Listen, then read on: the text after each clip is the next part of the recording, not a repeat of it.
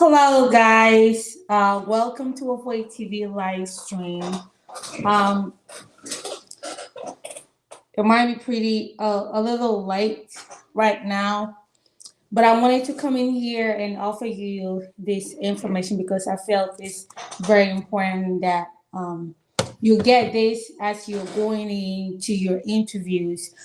Interviews have begun for many embassies, but a lot of people still don't have interview appointments. So that's why these videos are still important to those who are preparing and getting ready for their interview appointments. I've made several videos talking about it, about preparing for your interviews, some of the questions, the type of questions that you might be asked. But today I'm just going to talk about all the documents that you need for your interview appointment. Hi, thanks for joining in. Um, when you come in, guys, just leave a comment. Thank you for joining in. So today I'm just going to talk about all the documents that you need for your interview. Okay, whether you are married, you are unmarried, that is a single person, you are divorced, you are a single mom, you are a single dad, you are married, all of that stuff. I'm just going to talk about all the documents that you must take to the interview. Guys, you have to understand that this information covers everybody. So that means that there might be some document that may not apply to you. Okay? If it doesn't apply to you, you have to ignore that one. Okay? But I'm going to talk about all the documents that you must bring. But when it gets to a certain point or a different category of information, that will be up to you. I will explain how you can figure that one out. All right. But like I said, not everything will apply to everybody. Some of the documents may apply to somebody, some may not apply to somebody else. But there are a lot of the documents that will apply to everybody going for the interview. All right. So, guys, I'm just going to go down the list and talk about the documents. And if you have any questions, you can put it down below. But know that I'm going to go through my list first. So if you have questions, please hold on to your questions until maybe I'm almost done. Then I can welcome questions and try to answer them. Please let's make sure to limit it to this video, the video topic. All right. So the first thing that I'm going to talk about is your passport. All right. Before you go for the interview, make sure that you have your valid passport. If you are a refugee, on the other hand, and you don't have a passport, you must have your travel document. All right. Don't say that because you're a refugee, you don't have anything. You're just going to show up there. You must get your travel document.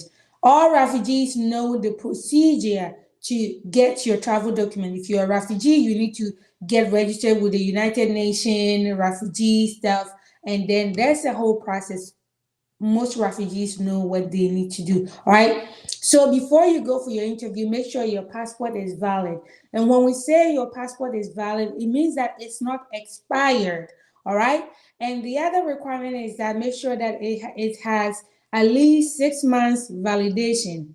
Okay, I've seen some requirements from China where they said that the validation has to be 8 months. This was just from China. That is the only place that I've seen that somebody was given a form that said that they must have 8 months validation on there. All right. But make sure your passport is not expired. And if your passport has 7 months or 6 months to expire, please renew it, because remember, when you enter America and you want to renew your passport, it's going to be more expensive for you. All right, the process is going to be tedious. It's not going to be as easy as you were in back in your home country. And know that when you come to America and you want to go back to your home country to visit, you still need your passport, your Kenyan passport, your Ghanaian passport, your Ugandan passport, your Armenian passport. You will use the same passport that you entered America with. That is the passport you will have until you become American citizen. then you now qualify to get a different passport. All right, so if your passport is about to expire, make sure you renew it. Okay, the other requirement about the passport is that make sure that you have at least one free page. So it's 2 pages, but it should be one free sheet like that, at least. So if you have several pages that have no stamps, like this my passport here, these are stamps, but I have several pages that have no stamps. It means that I don't travel that much. So I have several pages that are free here, so I will be good. But if you're somebody who has traveled a lot and you have only one page, one free page, but there's information in the back, know that sometimes your passport, the back page, the last page, it is not free. They cannot stamp there. That might be a page with some other information there. So make sure that you have some free pages so that when they stamp your visa and you land in America, they can, customs can also find a place to stamp. All right. So that is the passport part. Also know that the passport is required for all of your accompanying family members. When I say accompanying family members, I'm talking about the people who will come with you to America, not somebody who just escorted you to the embassy. Okay? I'm talking about, so when I use accompanying, I'm talking about the person who is coming with you to America, who is also getting visa with you to come to America. So if you are a married applicant and you're going for the interview with your family, your wife, your children, or your husband, your children, you must have passport for all of them, even babies. Okay, you need to have passport. All right, so make sure that you get a passport. Remember that the passport that you are presenting to get the visa, it is not an American passport, it is your local country passport. So if you don't have it, the embassy cannot negotiate. You cannot go and negotiate with them because they don't have the authority to give you a passport. All right, so bear that in mind, that when you go to the US embassy and you don't have a passport, meanwhile you are eligible to get a passport and you don't get a passport, the US embassy cannot do anything for you because they are not they don't have the right to give you a Ghanaian passport. The US embassy doesn't have the right to give you a Kenyan passport. The US embassy does not have the right to give you a Nepali passport, doesn't have the right to give you a Togolese passport. That is something that your government should give you, all right, that you apply and then you get from your government. So make sure that you take care of that before you go to your interview. Okay, so despite the fact that the judgment that came that if you enter the DV lottery without your passport, you're good. All right, it says when you enter the lotto without a passport, remember that since 2019, entering the lottery was, the rule was that you must have a valid passport. Even if your passport was expired, then you couldn't apply. A judge removed that from there, said that it was illegal for State Department to do that. So if you enter the lotto without a passport, you are okay. But that doesn't mean that you go to the interview without a passport. So guys, if you don't go to the interview with your passport, you are not getting a visa because they are not going to stamp it anywhere else for you. You must bring your passport.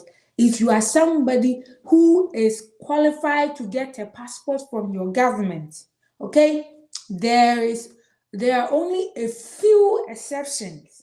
All right, and that is the one that I've talked about in the stateless video, the video about somebody who has no nationality. They don't come from any country. Those people, they have a different scenario. But if you're from Ghana, you are calling yourself a Ghanaian, so you have a country. If you are from Kenya, you are calling yourself a Kenyan. You are from a country. If you are from Ethiopia, you call yourself Ethiopian, so you are from a country. So those people, you cannot just say that I don't have a passport. So you must come with your passport, you, your children, and your spouse. All right, make sure that it is valid for all of them. Okay, the same requirement for all of them. All right, so now we are done with the passport. The next thing that we'll go on. Hi Sheila. Hi Kofi Kruger. The next thing that I'll go on will be your passport photos. All right. The passport photo, all you guys know, it is 2 inches. Is it 2 inches by 2 inches? Right? Yeah, I think it's 2 centimeters or 2 inches back. But when you go to the photo studio, just tell them that I want an American passport photo. When you tell them, they are going to do it for you. Make sure you don't have glasses on your eyes. Just the normal passport photo with white or off-white background. Most photo studios, when you go and you tell them that I want a passport photo for American visa, or they will know how to do it. All right. And don't take it yourself if you are not good. Okay, this is something that somebody's job. Let that person do. Pay them the small money for them to get it. But when you're going for your interview, you need 2 passport photos each. So let's say I'm going to the interview with me, my 3 children, and my husband. I will need 2 of my photo, 2 each of my children, and my husband two. So every human being who is going to get visa that day from your family, that person must have 2 color. Please don't do black and white. They will not take black and white. 2 color passport photos. All right. The next thing that I will talk about, okay, I hope the sound is better now. The next thing that I will talk about is that birth certificate. Okay, you need to bring the birth certificate of all the accompanying family members and you, the principal applicant. All right. So I see a question here, but I will get to that point. All right. I want to make sure that I go through the list and then I'll answer that question for you. Okay. You're asking about the financial sponsorship. Um, so you need the birth certificate. So your own, you the principal applicant, your own birth certificate. You get your birth certificate, you get that of your children if you have. Guys, remember I said if it applies to you, if you don't have a child, then whose baby are you going to get their birth certificate of? If you don't have a child, then you don't need to get a birth certificate of anybody's child. If you don't have a spouse, then you don't need to get the birth certificate of any spouse. All right. So I'm saying what applies to you. If you're a married person, then you know that it's not just you. You get the certificate of everybody who is going with you, who will get the visa. If you get approved, who will get the visa with you and come to America. All right, get their birth certificate and make photocopies of them. So you make 1 or 2 photocopies of everybody's birth certificate. All right. The next thing that I'm going to talk about is marriage certificate. Guys, let me emphasize again. If this one doesn't apply to you, then you don't need to bring a marriage certificate. I don't know if there's anywhere in the world that you have a certificate of being a single person. I've heard that phrase before, but I don't know if that thing is true. But if you are not married, then you don't need to bring a marriage certificate. So, but if you are married, bring your marriage certificate. Bring your marriage certificate. Whether your marriage was common law, nikah, traditional marriage, whatever type of marriage, that marriage must be registered with your government.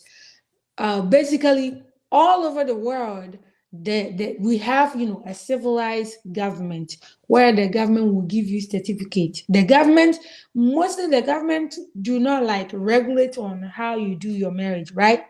But then they want it to be recognized, so the government gives you a certificate. So whatever your marriage is, if it's traditional, nikah, whether religious ceremony, wedding, or non-religious, just get a certificate, get your marriage certificate. All right.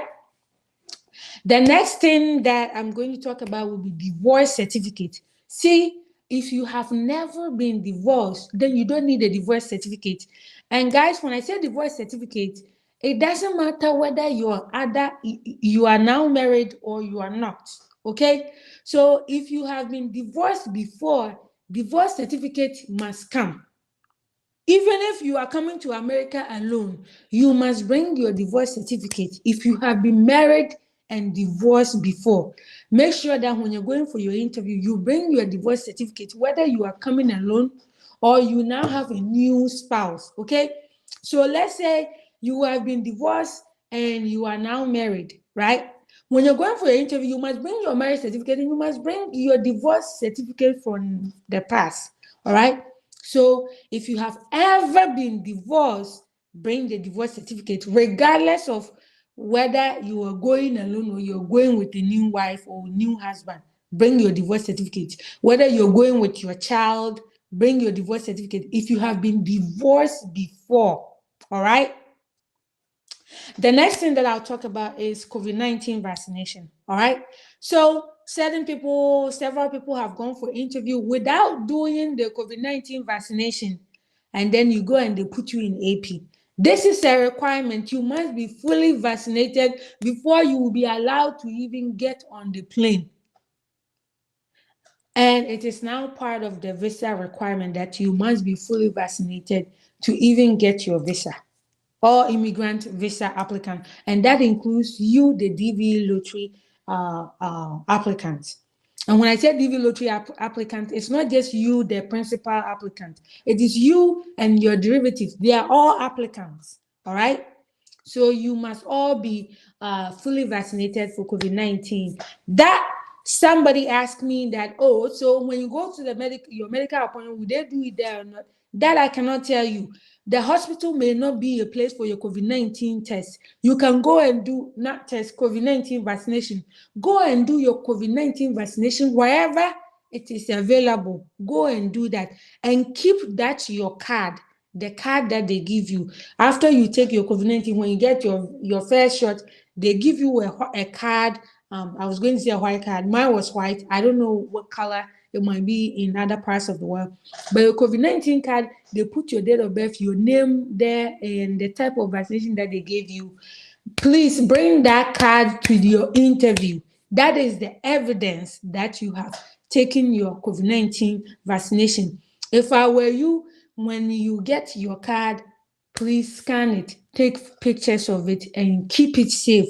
Because just in case you lose the original one, at least you have a copy, right? And you must do that for all of your family members who are eligible to get COVID-19 vaccination. There are some age groups that they don't have to get COVID-19 vaccination. But since I'm not a doctor, I cannot tell you anything about that. When you go to the hospital or the clinic or the pharmacy where they give you COVID-19 vaccination, they will let you know whether your child who is 2 years old must be vaccinated or not.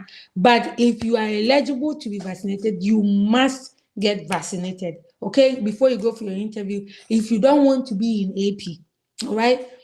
There are a few exceptions, but guys, so far, many places, the COVID-19 vaccines are available, and make sure that you take advantage of that. Go and get it done, all right? The next thing that I will talk about, which is an important part of the DV lottery process, is educational certificates, all right?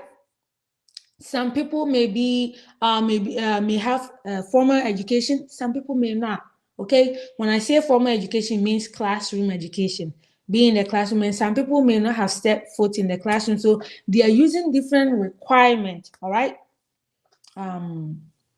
So Sheila, you have a question there. I will get to your question in a little bit. Just hang in there. So your certificate, all of your educational certificates. So if you finish secondary school, you've gone to university, done your bachelor's degree, master's degree, PhD, postdoc, you must bring all of those certificates. All right. Don't say that because I have PhD, I'm going to leave my secondary school certificate at home. No, no, no, no. You must bring it. All right. You must bring all of your certificates. Bring all of them. All right. The next thing that I will talk about will be work experience. Some people will be using only their work experience to meet the qualification for the DV lottery. So in work experience, you must bring your appointment letter. You are trying to prove that you have the experience in a qualified occupation. All right. We know that qualified occupation must have SVP of 7 or higher. All right. So when you're coming, you can bring your CV or resume. You bring your job appointment letter. If you cannot get your appointment letter, get your bank statement. where every month your salary goes into your bank account. You can bring that. You can bring your SNET contribution statement, because on your SNET contribution statement, and when I say SNET, I'm talking about those in Ghana, right? It is Social Security and National Insurance Trust, right? That is like pension. When you collect that your statement, okay, it shows who has been contributing for you. So let's say your boss or your employer, they don't like you, they don't want to give you your appointment letter. Then the thing that you can do is that your pension statement, it will show that this company has been contributing this amount every month into your account. That means that they are your employer. All right. So sometimes certain things, if you cannot get them, there are ways around it. All right. Even if you are using your educational experience to meet the requirement, you must still bring your work information if you are employed. So regardless of your education level, if you are employed, you must bring that, because guys, when you go for the interview, the CEO will look at everything and decide if you qualify more with your job or you qualify with your education. Sometimes you would think that your education is, great, right? But maybe your certificate, they suspect your certificate. And maybe it may have nothing to do with anything that you've done. Maybe you have not tampered with your certificate. You haven't done anything wrong. But the CEO somehow look at your certificate and looks like this certificate might not be real. Guess what? They will now rely on your work experience to qualify you. So that's why it is very important for you to bring both information if you have them. All right. So now I'm going to the next one. The next thing will be evidence of bona fide relationship. All right. When we say bona fide in law, bona fide means that something that is sincere, that you are not trying to deceive. Okay. Uh, when you Google the meaning of bona fide. So that basically, in simple English, what it means in this situation is that evidence that will show that your relationship is real. You are not trying to fake it. Okay? Marriage certificates can be faked. Wedding photos can be faked. But you must bring those, okay? Even though those can be fake, you must bring those. But there are some evidence that you cannot fake. So for me, I've made a video talk about bona fide evidence of bona fide relationship. I've made videos of that on my channel, Wofoi TV on YouTube. So you can go and check it out and see the things that I talked about. I don't want to go into too much details about that. But sometimes people want me to tell them that go and bring this, go and bring that. But sometimes some things, they don't fit everybody. One size does not fit all. So maybe there might be things that you'll be able to bring that not everybody else has. Okay. So guys, think deep. What are the things that I can use to show that I have a good relationship? The other thing that I want you to also focus on is that, in Africa, a lot of people are in marriages, good marriages, but they don't know much about their spouses. They don't sit down and talk. So it's like you go for an interview and they ask you one question and your spouse has another answer. You might be genuine, like you are in a genuine relationship, but you are not the people who are affectionate. You are not spending time together. You are not getting to know each other. There are some people who get married and they're like, when I met you, I said I love you. When I change my mind, I will let you know. There are some people like that. So the moment they met you and they said they love you, that is it. You will not hear I love you again. Those people are there. It doesn't mean that their relationship is fake. But the thing is that this is immigration. Okay, this is a different place that you are going to. So you must convince somebody that that relationship is real. And oftentimes, aside these places, where else would you have to prove to somebody that your relationship is real? Nowhere else. So make sure that when you're going, you are fully prepared for it. All right. So I'll go to some of the questions, and then I have two more stuff that I want to mention before I get to the questions. All right, guys. The next thing will be adoption papers. Some of you have adopted people. You've adopted children. Guys, make sure that you have their adoption papers. All right. There's even an age limit on the adoption for you to adopt somebody to bring to America, but that's a whole another video. But make sure that your adoption paper, don't go and adopt somebody who's already 18 years old. I beg. But get your adoption papers if the child is not biologically yours. Okay, don't go and lie at the embassy and say that this person is my child, bring the child here, and then later, years later, something happens, and all of a sudden you want to change your story. That is where you'll be in trouble, because when you go to the embassy, they let you raise your hand and swear. So if you swear that this person is your child, now you come to America and the child says maybe you should pay this for me, or you pay this, or I should inherit this from you, and then all of a sudden you're like, hey, you are not my biological child. No, you said that was your child, right? So guys, make sure that you have adoption papers. If you don't have adoption papers, you cannot bring somebody's child to America. Somebody's child, all right? The American government will not encourage you to kidnap somebody's child. That is how they will see it. If a court has not given you papers, authority, as now that you are now the parent of that child. Remember, when you adopt a child, you are now the parent of that child. The child's mother and father, even their biological parents, they have no right. You are the only person who can make decisions for that child.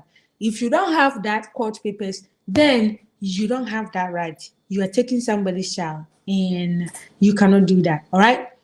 Now, the next thing that I'll talk about, the last thing that I'm going to mention here, will be the sponsorship. Several embassies require you to have a sponsor. Okay, guys, if you don't know the difference between a sponsor and a host, I've made a video and talk about and compare the two.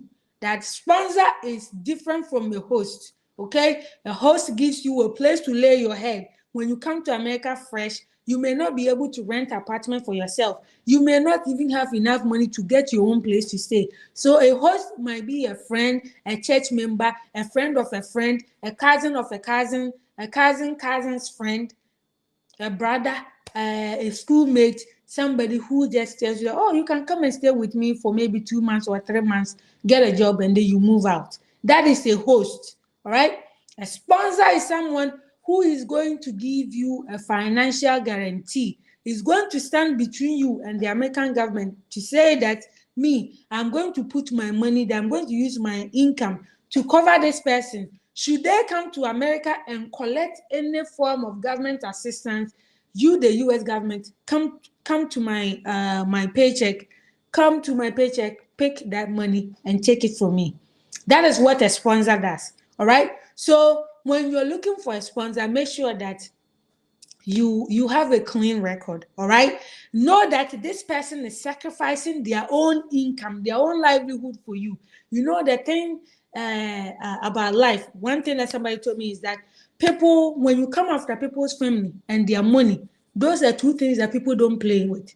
People, their money and their family members, don't play with them. So if somebody is going to put their money to sponsor you, please be considerate. Okay, don't just come and forget that somebody has sponsored you and just be collecting money knowing that they'll be taking it from the person's bank account. But for some embassies like U.S. Embassy in Kenya, Nairobi, they collect sponsor document. South Africa, Johannesburg, they want that. Togo, Lome, they collect that. UAE, Abu Dhabi, they also want that. Let me see. Djibouti also Poland also collect that. Sweden also collect that. So there are several embassies around the world that collect that. So if I didn't mention your embassy, then your embassy might not need that. Okay. So I made a video a few days ago, live video, talk about the documents that the person needs to bring to sponsor you. So for the sponsorship, the ones that I've seen, because it was from Kenya, that one, they will send you a link. The embassy will give you a link for you to upload the documents. There is a different procedure for, so that will answer the question for the person who talk about when do they submit the sponsorship documents. So if you are from Kenya, all right, okay, let me go on there.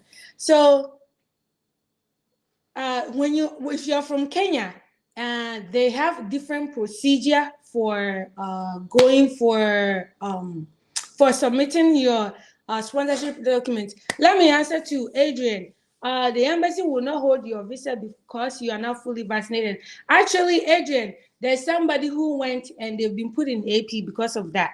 All right. If you are not fully vaccinated, that is the requirement. Go to the CDC website. That is the requirement. You must be fully vaccinated. It is a requirement on the USCIS website, and it is a requirement for you to even get on the plane. Okay? So go and read that. All right. So in Kenya, they have a different procedure. All right. So after you get your appointment to go to the US Embassy in Nairobi, you must go through a different procedure. I've posted the steps in the Greek Lobby Africa group on Facebook.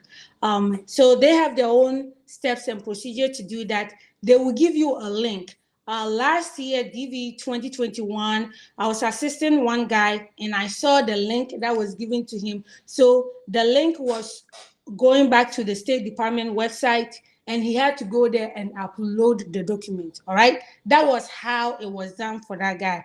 But since you guys know that I haven't applied for the DV lottery in Kenya, so I cannot tell you from my personal experience with Kenya. But this is what I saw when somebody from Uganda was going for interview in Nairobi, Kenya. He was given a link for him to upload the documents. All right. So that was how he uploaded the sponsor document. So if you have that, just make sure you have those documents ready. And a recent interview that somebody went, the person had the original documents too at the embassy.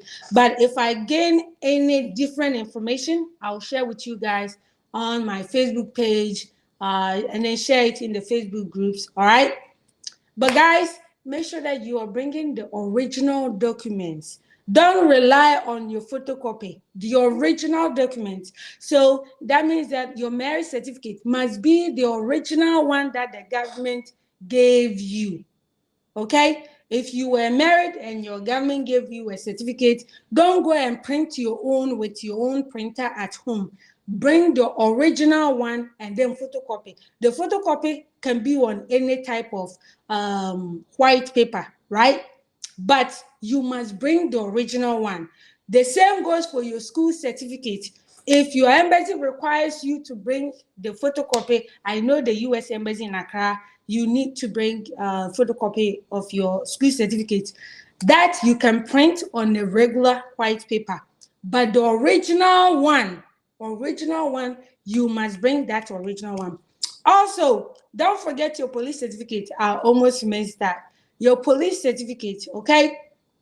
Remember that there are different there are requirements for who should bring a police certificate and who shouldn't. All right. So if you have lived in another country for since the age of 16, then you must bring a police certificate. If you have been arrested before, it doesn't matter if let's say that you and your family, your child was arrested somewhere for whatever reason, whether it was a mistake, whatever reason, then that child must still bring a police certificate. So somebody can be less than the age of 16, but if they have been arrested or convicted of any crime. So arrested or convicted, it doesn't mean that must be arrested and convicted. It said arrested or convicted. So either one of them, then it doesn't matter the age. Okay. Bring your military records. If you have been in the military before, you know where to collect your stuff. You go to your military command. If you don't know where to get your military documents, just call your command. If you have colleagues in the military, just ask them, where do I even get my records? They will help you get that information. If you have ever been in prison, then you need to get that record. Get that record. You can get it from the court, okay? You can get it from your court, whether it was a district court or high court. Get those records, okay? And then bring it. Because the thing is that if something shows up in your background, when you do your background check, let's say your police certificate, and the thing is that U.S. Embassy mostly views the police certificates as not reliable from certain countries, okay? I know Ghana is one of those places that the U.S. Embassy doesn't really find the police certificate as very reliable. They don't feel that it gives a true reflection of the person's criminal background, because oftentimes when everybody goes to get the police certificate, it's like there's nothing there, no crime, no crime. I was like, then who are the people committing the crime in this country? Everybody is clean, like nothing on anybody's police certificate. So if you have been arrested before, it has been in the news, you have been somewhere, then you can get your court documents so that the CO can see it and see that, oh, okay, this wasn't something of, like a big deal, or if this is something that they can brush off, all right? Because the court documents will show, or your prison records will show the magnitude of your offense, and then they will decide whether this is something that they should ignore or they shouldn't. Because even if your country is really good with providing information, accurate information on your police record, sometimes it doesn't speak the whole show. Like, it doesn't explain the whole thing. Like, if I do a background check on myself, it will not give the whole picture. It will not tell the whole story of, like, hey, she got a ticket here, or this happened. What It doesn't explain the whole story. So do that. But if you've lived in the US and for however period of time, and that meets the requirement for the police certificate, you don't have to submit the police certificate from the USA, okay? You don't have to submit one for the USA. That one, you are good, all right? Guys, so let me see. Please, should I go with all my previous work appointment like this? Your current one, depending on how long you've worked there. Okay, so let's say that you've worked at your current let's say that your current job, maybe you've worked there for maybe 1 year or less than 2 years. Okay, if you've worked at a new place for less than 2 years, then I will advise you to bring the other one too. All right, the most recent one, the one before the current one. Because remember, if you started working in a new company for just 1 year, right? And before then you work for another company, then you want to bring those two information so that it will meet the requirement, right? Because you don't have the 2 years. If you bring just one, it will definitely say that you have been working at this place for just one. So if you have the two, bring the two. But I highly recommend that if you can bring your CV, when you were looking for a job, you did your CV. So you can also bring your CV just in case they want to call and verify. The thing is that if you look at the interview questions that they've asked some people from various embassies, not just one place, from Ghana, Cameroon, Kenya, the thing is that there is not one standard of questions, right? That's why when people ask me, what are the set of questions that they will ask you? The videos that I made a while back, I talk about the category, the type, the scenarios of questions they will ask you. Because the thing is that if I go for interview, maybe the questions that they might ask me will be different from what they will ask you, right? There are certain questions that are basic, okay? Because Diviloto, it is your education and it is your work history, right? So those ones, they are just basic. That's sure banker. They will be there. But there are some questions that nobody can predict for you that, oh, when you go, they will always ask you, when did you meet your wife? Somebody will go for interview, they will ask, when did you meet your wife? Another person will go and they will not ask that question. All right. So just be prepared. it is better for you to have the documents, be prepared with your stuff, so that if they ask you, you are ready. If they don't ask you, then we thank God, right? You don't want them to ask you like, I picked this thing, I should have brought it. And then you go home, you cannot even bring it back the same day. They will tell you that you need to send it through maybe DHL, or you need to go and upload it through this website. Now, several of the embassies use US Travel Docs website. So they'll tell you, go and upload it there. See, if you have brought it, you would have avoided this whole thing, because even if you submit your documents today, it doesn't mean that they're going to look at it today. It might take a while before somebody will go and look at it, and it will just delay. Meanwhile, you don't want to delay your stuff. All right. So, guys, make sure that you are well prepared. Let me see. So, thank you, Sheila. Yeah. So, how much should the sponsor earn to be eligible? So, guys, I haven't seen anybody send sponsor information for them to reject it. But let me give you a ballpark, because for immigration process, mostly they use the federal poverty guideline. Okay, the federal poverty guideline, they have like income table. Okay, I've done the last time that I look at it, they hadn't posted the table for 2022. I haven't checked recently, so I created my own based on looking at how they did the calculation to come up with the 2022 income table.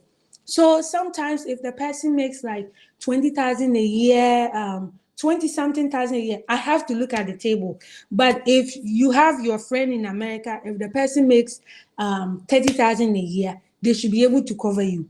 Okay, cover you one person, but the income is not too much. And also know that you can sponsor yourself. All right, guys, you can sponsor yourself if you don't get anybody to sponsor you. And I know sometimes some people just don't feel comfortable giving their financial information to people. All right, there are people, they don't even want you to know how much they are getting paid. So how much more them sending their tax information to you? So if somebody doesn't want to do that, and you have a house, my brother, my sister, a lot of you have been able to build your houses. If you have a house, see if there's an appraiser.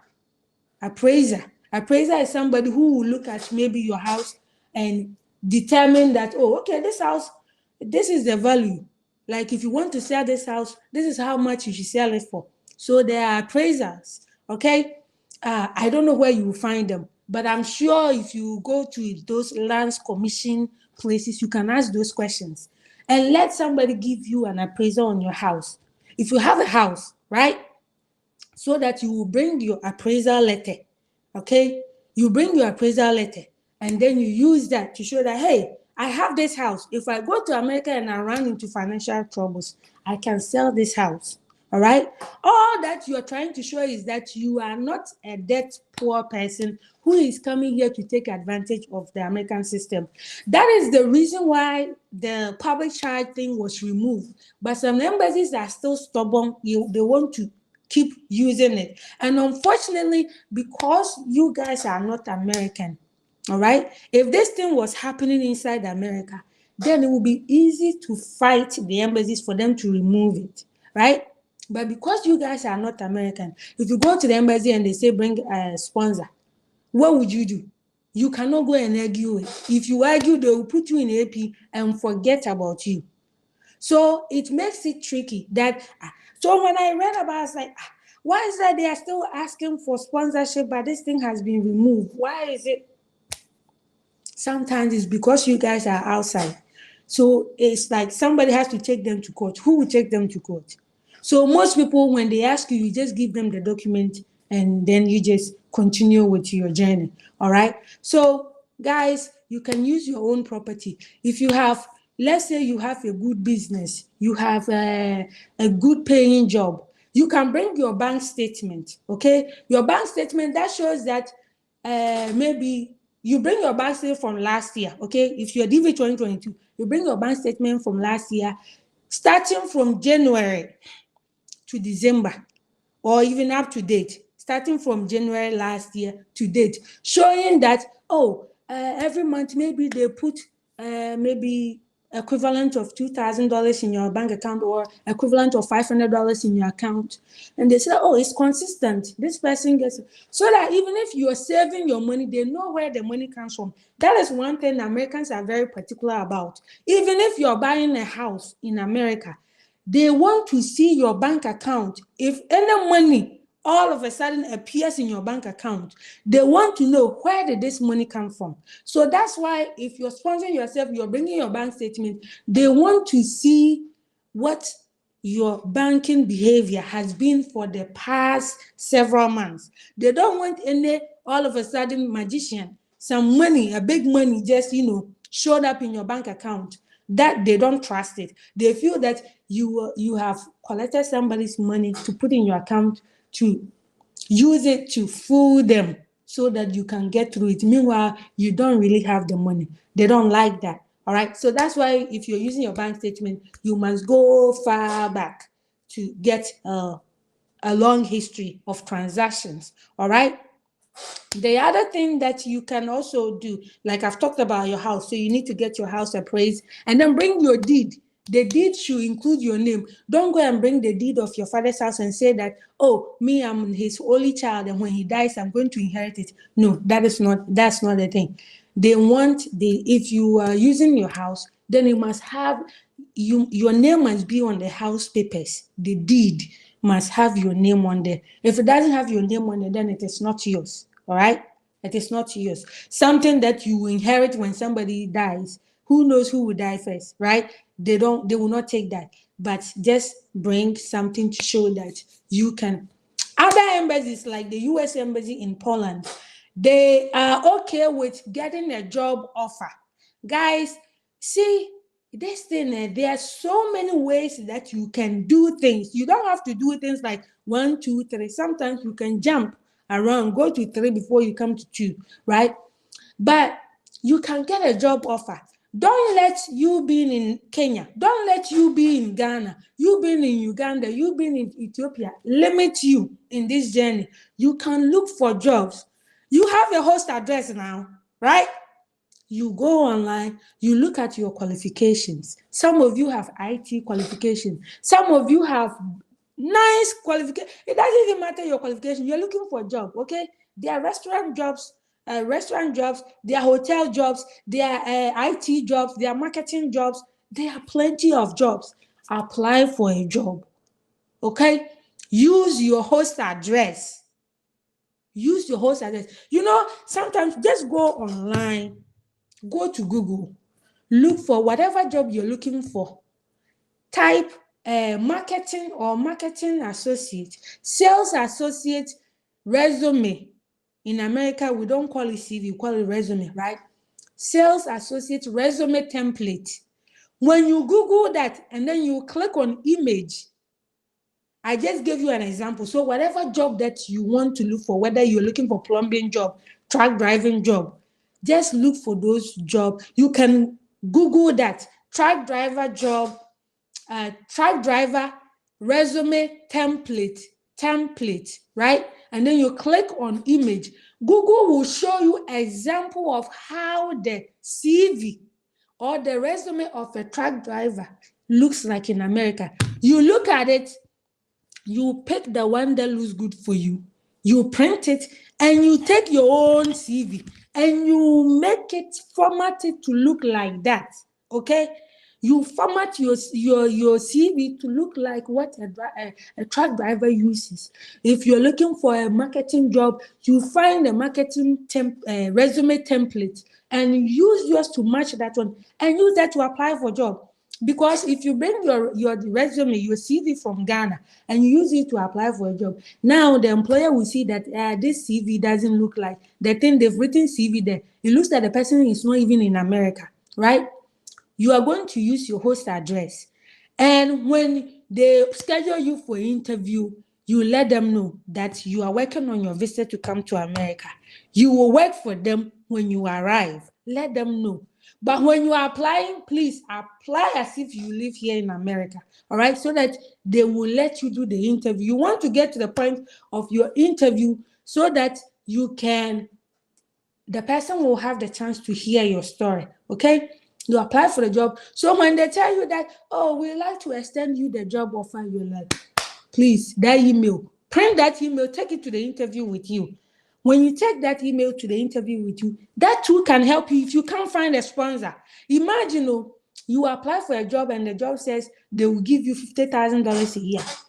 What do they need a sponsor for? The person is not even in America. They already got a job. What do they need a sponsor for? Your offer letter will help you, will speak for you. So, guys, those are things that you can do to help yourself. Now I'm going through the stuff from Celine and receive my second. What are the documents that I should bring? Okay, so Desmond, congratulations on receiving your second notification letter, which is your interview appointment letter. For you, I mentioned all the documents right from the beginning, but let me add this one. Because you are in the military, go and collect your military records. Go to your military, whether it's the barracks or headquarters, go there and collect your military records. When you go there, it's a records office there. Tell them get your records, okay? They might make copies for you and keep some, because they cannot just give the whole thing to you and in future you want another thing and they cannot find for you. So go to your military command, okay? It doesn't matter that whether you have retired or you are still there, they will give it to you. I don't know whether you might pay some fees. Don't worry how much you are coming to America. Don't worry about that money. Go and collect that. Add it to your document that you need to take to your interview. If you're married, marriage certificate, you need to bring your passport. Make sure it's valid. Passport photos, two color passport photos, all right? And police clearance. Make sure you get your police clearance for wherever is applicable. And those of you who have transferred your interview to another country, don't worry about getting a new police certificate there, because you are not going to be there for 6 months. Okay, if you're going to stay there for 6 months, then you need to get police certificate for 6 months. Then you need to get a police certificate there. All right. But if you are transferring your case to Nigeria, to Togo, to Cote d'Ivoire, to Johannesburg, you don't need to get police certificate, because you are only going there for your interview. Maybe you'll be there for 2 weeks. You don't need a police certificate there. Okay, you just bring all your documents from your country. And also make sure that if your documents are in any of your documents are in another language, okay? So let's say if your documents are in Arabic, all right, that is the example that I'm going to give. Please don't say that I have nothing negative against them. That's the only example I can come up with. If your let's say your documents, you're from South Sudan, your document is in Arabic, right? And you're going for your interview in Kenya, then you might as well, you need to do the translation, because that language, Kenya, they speak a different language, and English is also the official, right?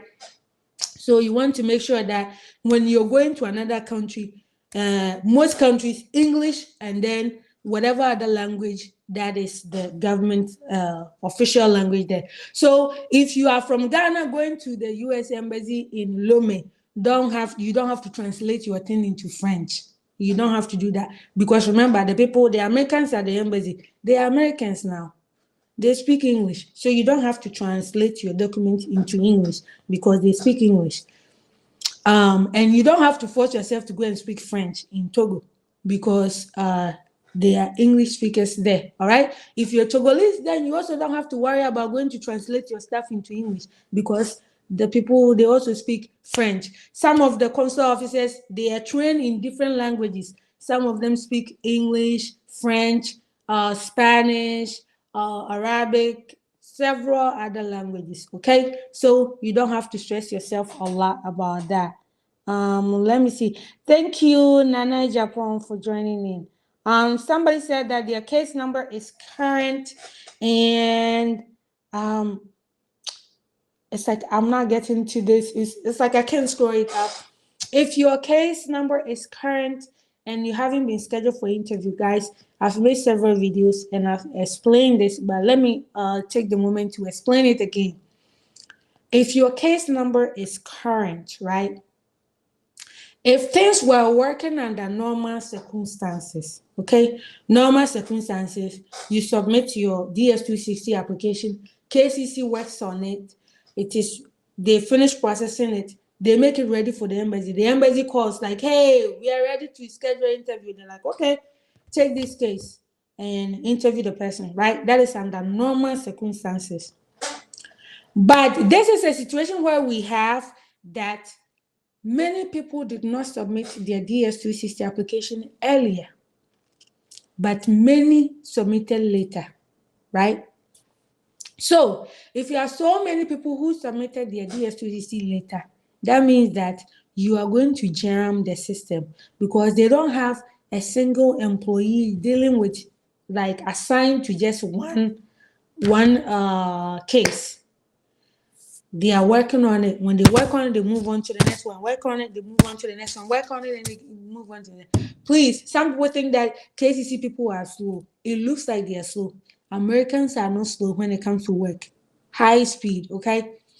But the thing is that if your case has not been processed, if processing of your case has not been completed, you cannot get an interview, okay? Processing of your case, your DS260, means that they are looking through to make sure everything has been filled correctly.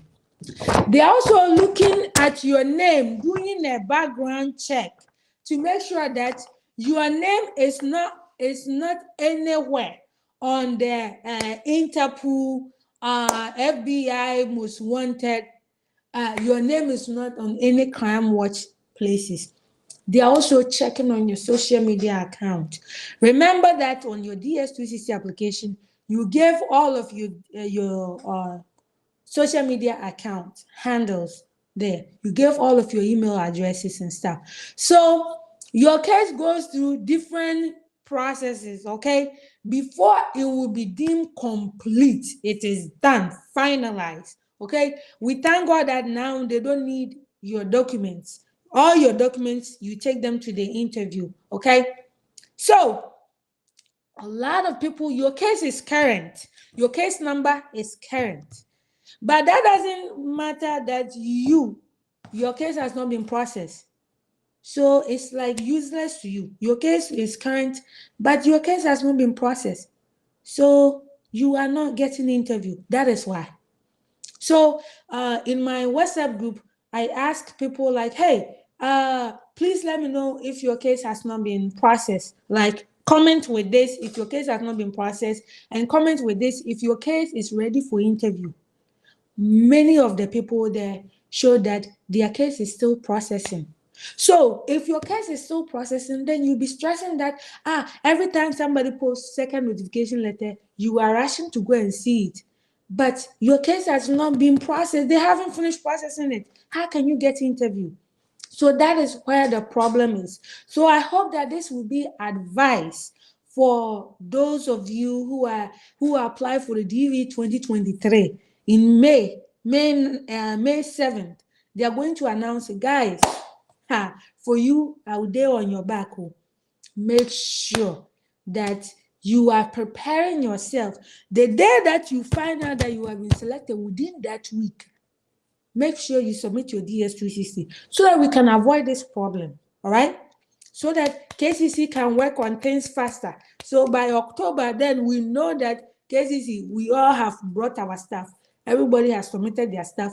Now KCC, because there are some people who are even now submitting their DS260 application. Can you imagine? The person will submit their DS260 application in January.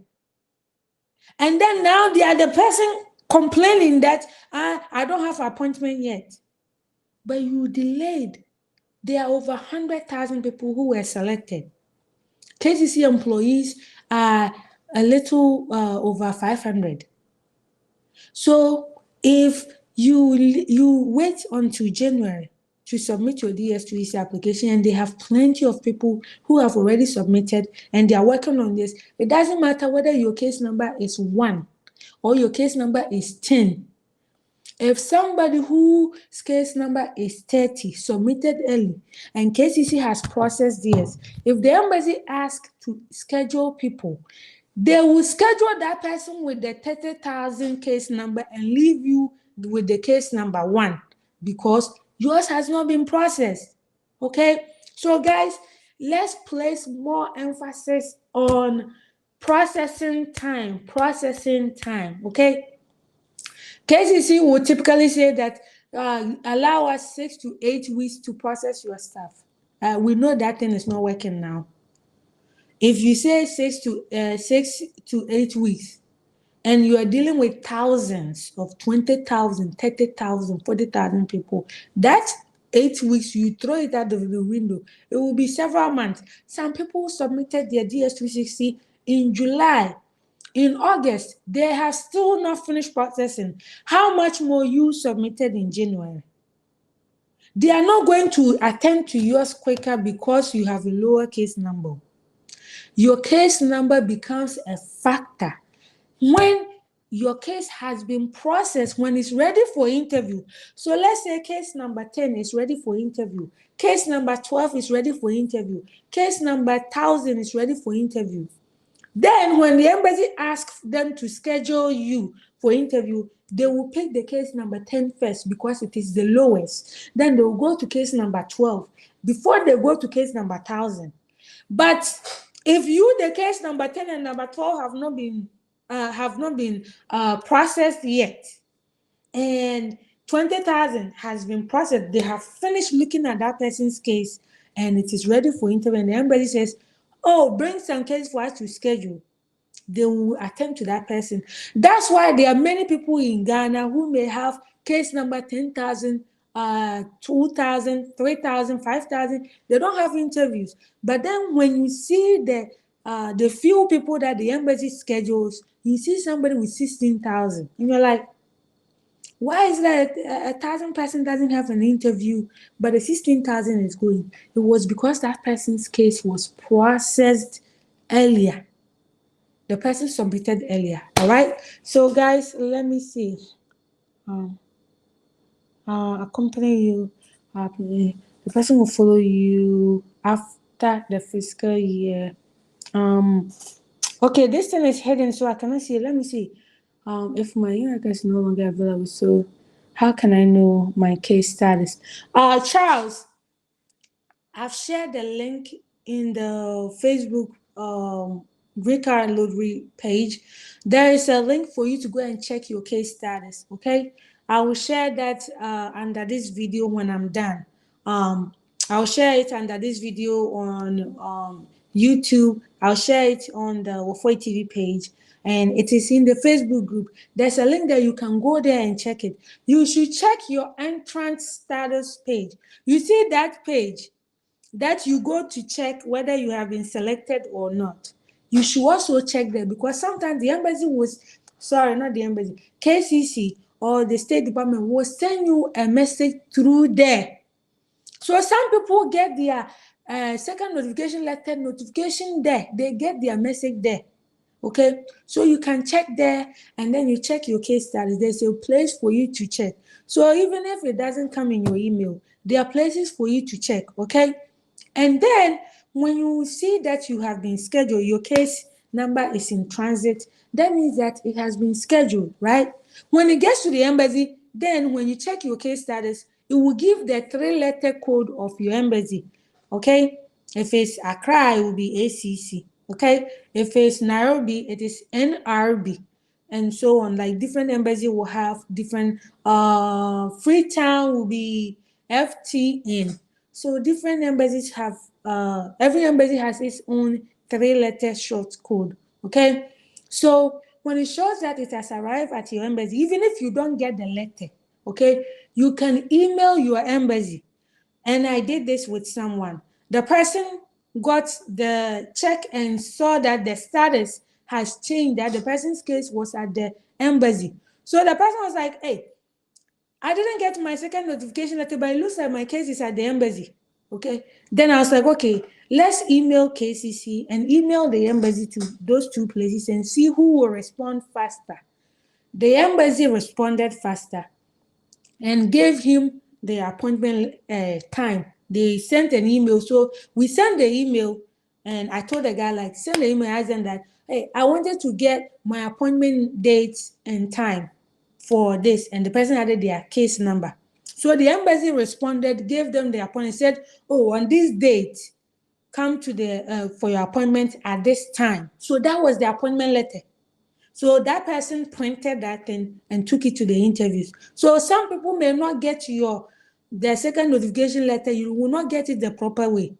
So if you don't get it, still keep checking on your case status. When you see that your case is no longer saying at MVC, it says that it is at the embassy. The embassy name will be 3-digit code, which is 3 alphabets, right? The short code for your embassy. And mostly it is the city. There will be a 3 short code for the city. So when that code shows up there, it tells you that your case is now officially at the embassy. So any question that you have at this point, if you send to KCC, they will tell you that now it's out of our hands. Contact the embassy, okay? So you send an email to the embassy and you tell them that, hey, can I get my appointment confirmation? I need to get confirmation for my appointment, my interview. I didn't get my date and time. Can you give me the date and time? And they'll send it to you. Sometimes, guys, you stress so much about the email that you're sending to your embassy, but don't stress. It's just simple English. Put few sentences together. Your embassy will deal with it. Bashir, it says, should you carry supporting document for a derivative that is not accompanying you at the present moment? No, you shouldn't. But if you are married, then you must bring your marriage certificate, whether you are going alone or you're going with your family. So if you have a child and the child is not coming with you, you don't have to bring your child's stuff, right? If your wife is not coming with you, you don't have to bring your wife's birth certificate, your wife's passport. You don't have to do that. But something that helps a lot is that if it will not be so much trouble, right? And you can go to, hi, Eugene, thanks for joining. If it will not be so much trouble and your wife or your children can come with you to the interview, take them with you, my brother. Take them with you, even if they are not coming to the US with you. Because sometimes, right, there are some people who got married after they were selected. So the embassy has suspicion about it. So some people feel that, okay, well, then I will not go to the interview with the person. Because if the person comes, then that is where the embassy, you get the chance to ask more questions, right? But I have seen in situations where somebody took the girlfriend, he has a child with a girlfriend, took the child to the interview, the child with the girlfriend to the interview. And then they ask, like, oh, are you married? He's like, no. He's like, not yet. That was his answer. He said, not yet. And they're like, oh, okay. So do you have a child? It's like, yeah, that is the child. And the child was playing there. Sometimes those things convince them that, this person is genuine. Okay. So it will not be so much trouble. Let's say your wife has a busy work. She's maybe like a businesswoman. Maybe she's a teacher. She has a busy work, and if it will be too much trouble to ask her to accompany you, then don't stress, okay? Then don't stress about it. But if it's not too much trouble, you can bring her with you. You can bring your child with you. You don't have to bring their documents, but you can let them come with you for your interview, okay? Because like I said, sometimes those things help to convince the CEO about your situation, just in case there's a doubt. All right. Okay, so Desmond, you said like the WhatsApp group. Desmond, unfortunately, the WhatsApp group for the DV 2022 is full. It's full right now. I didn't even know that there was a limit on the number of people who can be in a WhatsApp group. The limit was 256. We are already full, so we cannot add anymore. All right. But you can send me an email to wafoitv@gmail.com. If somebody leaves, then I will put you back in, because when people get their visa, sometimes they want to leave, and then there's a spot for somebody else to join. Like a few days ago, somebody got their visa and they left the group. So somebody was able to replace that person. So you can send me an email with your verification letter, so that when you get when there's a spot, I could put you in. But you can also message me on Wafoi TV page. There's a WhatsApp contact there. It will send you directly to my WhatsApp, my other WhatsApp number, and I can, if you have any questions, if you have been given your second notification letter and you have questions about what you need to do, if you are not sure about certain things, you can ask me, okay? But guys, some people will just send me messages like, what does it mean with this at NVC and stuff? If you check your status and it says it is at NVC, please, it means it is at NVC. Okay, your case is being processed. That is it. Okay, it's either being processed or it's ready for interview. Sometimes people look at it and say, what does it mean when it says it is at NVC? Exactly what it says. Okay, it is not at the embassy. You need your case to go to the embassy where you get your interview. All right, but guys, I'm going to end this video here. Thank you so much for spending your time to be part of this live video. But these are topics that I feel that they're important to people, so that's why I come on here to talk about it. But guys, the COVID-19 vaccination, you need to do that. You need to do that. It is a requirement. All right. But guys, a lot of the stuff that I talk about on my channel, I do research. Okay, the things that I don't know, I don't talk about them. All right. But guys, I love you so much for your support, your kindness. Tomorrow I will have another live video. I'll be talking about updates for Ethiopia, the Ukrainians, like people who have been affected by what's going on in Ukraine, and any updates. So and I've sent emails to several U.S. embassies asking them about, hey, what is going on about the diversity visa lottery applicants, their interviews. Some of the embassies gave me vague response. Some of the embassies are playing cat and mouse games with me. But the ones that responded, so tomorrow I'll make a live video and talk about the response that I got, some of the updates that are out there that can help you guys prepare for your interview. But guys, I want you to do well. Take all of your original document. Hi, Robert. Thanks for joining. Hi, Protect TV. Thanks for joining in. But take all of your original document. Guys, don't play with your own destiny. If you have been so lucky, you have been blessed to get an interview, take your original document, okay? Original. Don't go and think that you can fool them. See, this plain paper that I have here, if I print my marriage certificate, if I print my birth certificate, if I print my school certificate, anybody will know that this is not original, because your school certificate, even the paper, the texture of the paper feels different. Those papers, they feel different. Marriage certificate, Ghana marriage certificate, it looks different. It's long. They have this long marriage certificate. So if you go and sit down and print your own copy, they will know that what you're holding is not original.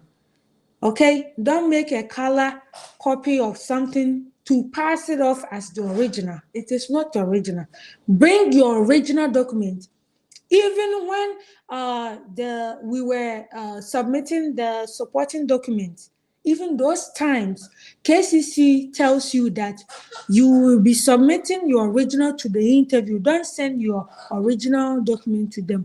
You'll be sending your original document to your interview. So guys, don't play with it. If you've left your original certificate, original document in your hometown, please go back and collect it before your interview. Okay? collect your original police certificate. Don't bring photocopy. Don't use your phone to take any picture and send them. Please, guys, don't play with these things. When I tell you I'm serious, and please, I want you to also take it serious, all right? But thank you so much. It's late here. Please, do you have Muslims around Texas and mosque? Um, you know what? Yes, there are Muslims. Of course, there are Muslims in Texas. Let me see. There are Muslims in Texas. I haven't particularly looked for a mosque, but let me see if I can find a mosque like around here. Mosque. Let me see if there's a mosque. Mosque. In Yeah, there definitely there are Muslims everywhere. I don't know a place where they say like there are no Muslim. The place that don't have Muslims might be maybe the place that there's only one person. Yes. So in Austin, there's a mosque here. They have they said North Austin Muslim Community Center. I just Google it. They have Islamic let me see, Islamic Center of Greater Austin. Masjid. That's the name of the place. Yes, they have Muslim centers. Even they have an Islamic school here in Austin. I remember a few years ago, I was editing a map and I saw the Muslim school. They have an Islamic school here in Austin. So yeah, please, there are plenty. Don't even worry. When you come, you'll be fine. When you watch the news, they make things look so crazy. But it's not always like that. Like people think that when they come, they'll be persecuted and stuff like that. It is not as bad as you see it, okay? It's not as bad as you see it. Occasionally, there are certain things that even if you are not paying attention, you will not even recognize it, right? Certain things that people will do, if you don't pay attention, you will not even recognize that somebody was, sometimes somebody will prompt my attention that somebody's action was like racist. And then I was like, oh, really? So, you'll be fine. There are Islamic communities all over the United States. I'm sure if you go to Minnesota, there will be a big one because of a lot of Somalis in that area. So definitely they will have, but throughout the United States, if there are Muslims there, there is an Islamic center. They have the place of worship.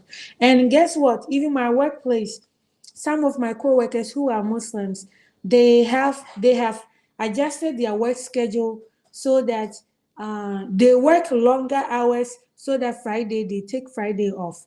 So sometimes in the news they make it seem like if you're Muslim you have to hide. When you come to America you have to hide. It's not always like that. People will make adjustments for you. There are places, shops that you go meet, you buy halal meat. You'll be fine. Don't even stress about those things. You'll be fine. When you come, you'll be fine. There are other Muslims here who are surviving, who are thriving. Okay? They are not hiding. They are there, very visible. Okay? All right. So, guys, thank you so much for joining in. I'm going to end this live video. Like I said, I'll make another one tomorrow, giving you updates. I'll send several emails to the embassies. Many of them gave me responses. Others said I should wait, so I'm waiting for them to respond. The rest of them, I'm waiting for them to respond. But I have some updates that I want to share with you guys as you go in for your interview. But I love you guys. I really, really care about your journey. I care about you coming to America. There's a whole lot of things that like I want to share with you guys because I want your life here in America to be better, even better than mine. Okay, I want it to be better than mine. That is my sole purpose. Like some people would think that, oh, when you're making YouTube video, it's all about the money, but know that I could have devoted my time to do something else. All right, I could have devoted my time. I was volunteering to do mapping. I was just doing that for free, my own time. That was my fun thing that I would do. I would go hiking there are things that I could do with my time, but this is what I choose to do with my time. So sometimes when people think that you're making videos and you're all concerned about the money, it's not all about the money. Of course, if I'm compensated for my time, that would be nice. But it's not all about the money, because remember, I could have done videos doing hair. I could have done videos doing just makeup. I could have done videos just dancing and doing silly things, and people will still watch. Okay? So I just appreciate your support. Know that I truly care about you. I want you to succeed. I want you to get to America, okay? And live the American dream. And I want to be part of your success story, because I really like it when people get approved and they say, "Thank you so much. I've been approved and we are happy. We're celebrating the person." Like in my WhatsApp group, we just celebrate the person. We're happy. It's like, see what God has done. No, like, we're happy for you that you get your visa. Meanwhile, it's not for me, but I'm happy for people. So, guys, I love you. God be with you. I know it's late. Hi, Godwin. We are ending but you can watch the video later. But thank you, guys. Subscribe to my channel. Share my videos. Share my videos. Whenever you come on my live stream, please share my videos. Share with your friends and family so that they can also learn about the process, because sometimes when you're saying certain things, somebody may not understand. They might argue with you. All right. So the video will just say, spare you the long argument. Let them watch for themselves. But guys, thank you so much for being truly, truly amazing supporter of Wolfway TV. I really appreciate you for your support. I really appreciate you for subscribing to my channel, for following my journey, and allowing me to be part of your immigration journey to America. I love you. God be with you. Good night. Good night. Good night, Godwin. Good night, Helena. Good night, Robert. Good night, Hyper TV. Good night, James Quartin. Good night, Nana Japan. Good night, everyone. If I don't see your name,